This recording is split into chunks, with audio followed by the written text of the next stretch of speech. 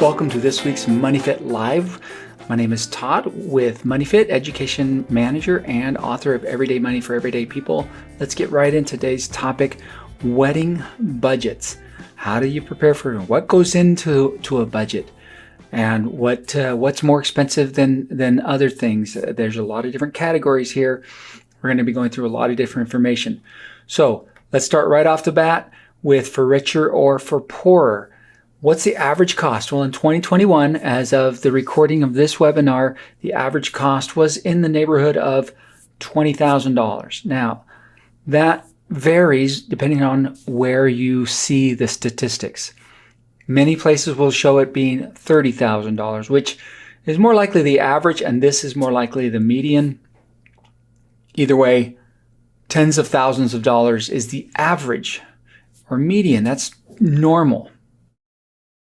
Whatever normal might be. The average honeymoon, though, think about this. The average honeymoon on top of the wedding is another $4,500. And the average bachelor party or bachelorette party is going to be another $800. Well, for the bachelorette party, $600 or so, over $800 for the bachelor party. That's per person. And that's just for a 2-day party, which is not uncommon. It's not much cheaper for a single day party. So it depends on how that works, who's paying for that, but that's another huge expense to add to the wedding budget. Let's go over 9 wedding expenses. So you can see what you can focus on is each other. Hopefully that you get the budget taken care of. You're prepared ahead of time, so you're not stressed about the expenses. Know this as we begin, though. This is a statistic. There's studies on this. The reality is, the more money you spend on your wedding, the less likely you are as a couple to stay together. Why? I don't know, but the studies are, there's more than one, that if you spend extravagantly on your wedding, it's unfortunately, the reality is the wedding, the couple marriage is less likely to last. And whether it's having to do with the financial stress, the burden that it puts on the couple for after the wedding, or that the focus is on the ceremony rather than on the relationship itself. There's a lot of different theories about that. Keep that in mind, that weddings are just the beginning of the relationship. That's kind of the whole purpose of the wedding, right? Okay, let's talk about expense number 1. This seems pretty old school. Stationery, printing. Do you really need to have it? Sending out announcements, sending out invitations, and then the thank yous afterwards for the gifts that you receive. Yes, it's old school, but guess who's old school? Your parents, typically, and they do quite often insist on something like this. Still, even in the digital age, it's quite common. Expense number 2, attire. From the dress, which is typically much more expensive than the tuxes. But dresses, tuxes for yourself, for bridesmaids, for groomsmen, maid of honor, so forth. Make sure you take all that into account.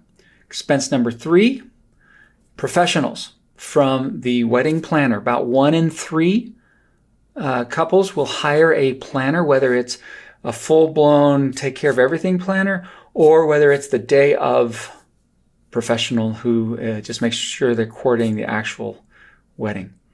You might have to pay separately for an officiate, for a photographer, videographer. They're separate. They're typically separate because you're going to want, if you want videography and photography going on at the same time.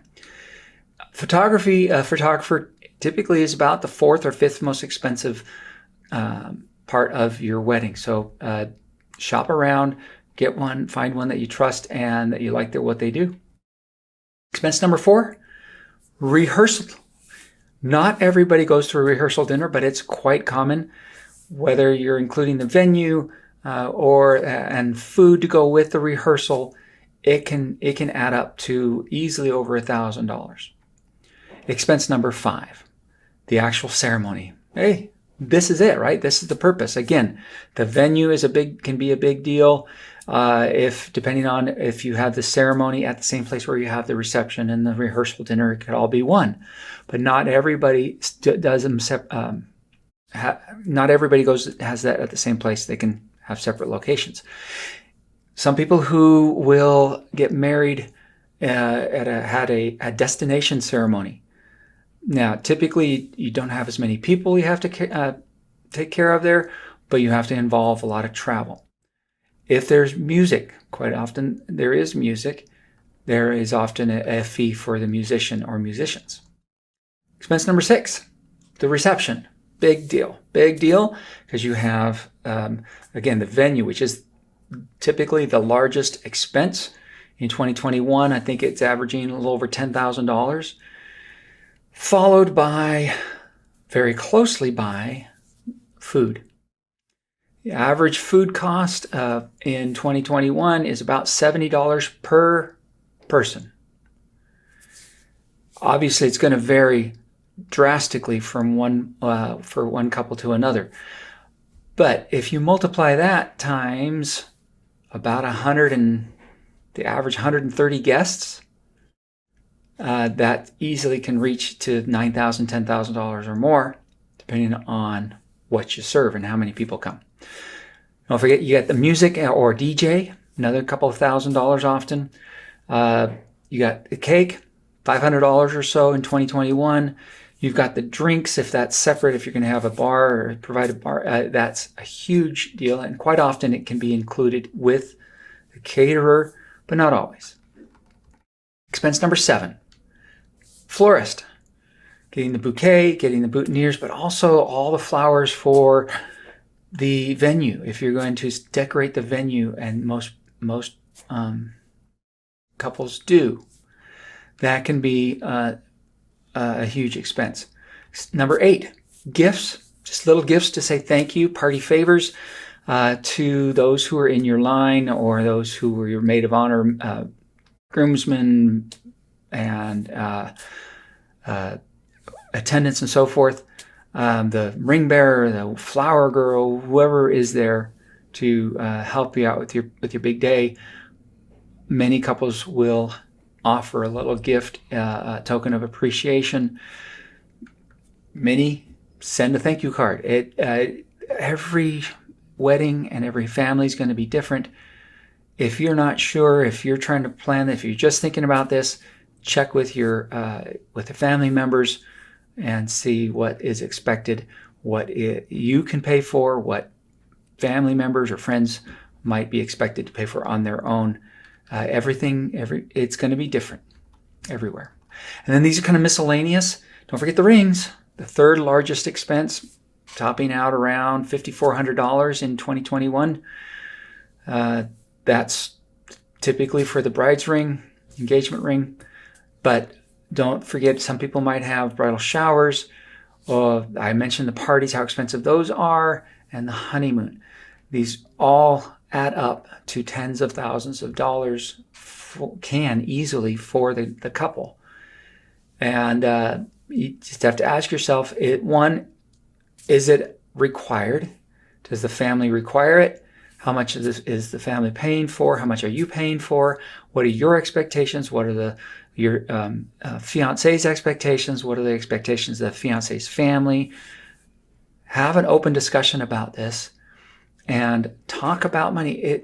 You need to talk about money, whether you talk about it now, which is the best time, because if you talk about it later afterwards and it's been a full-blown, super expensive wedding, the discussions about all that debt or the cost may not be as pleasant or even less unpleasant than if you talk about it earlier. If you'd like to learn more about a wedding budget, please use our free wedding calculator. We have a wedding calculator. It's found, you can find it at moneyfit.org/wedding-budget-calculator. It's free. Use it. Take advantage of it. Come back to it. Use it again and again. Well, not for more weddings, just for the one. But if you want to play around with it, do more than one budget, please feel free.